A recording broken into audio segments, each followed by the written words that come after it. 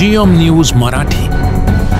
शेती आणि पशुपालन ही केवळ व्यवसायाची साधनं नाहीत, तर शेतकऱ्यांच्या हृदयाशी जोडलेली आहेत. याचं एक जिवंत उदाहरण म्हणजे अलकुडीस तालुका कवटेमंकाळ येथील हनुमंत गोरड याने आपल्या गीर जातीच्या गायीसाठी चक्क डोहाळे जेवणाचा कार्यक्रम अगदी थाटात साजरा करून हे प्रेम व्यक्त केलं आहे.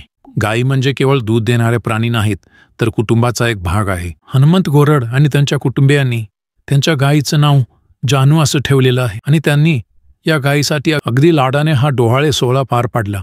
त्यांच्या या उपक्रमाचे गावभर कौतुक होत आहे. हनुमंत गोरड यांनी सांगितले की गोट्यातील जनावरं म्हणजे आमच्या आयुष्याचा आधार आहेत.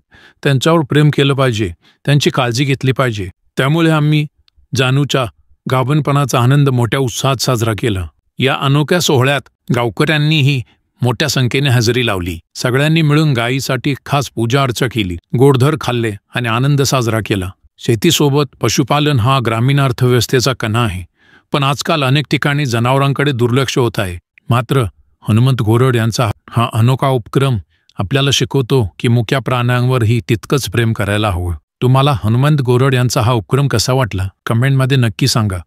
जीएम न्यूज मराठी चॅनलसाठी मुख्य संपादक HB तांबोळी. अशाच महत्त्वाच्या बातम्या पाहण्यासाठी जीएम न्यूज मराठी चॅनलला सबस्क्राईब करा.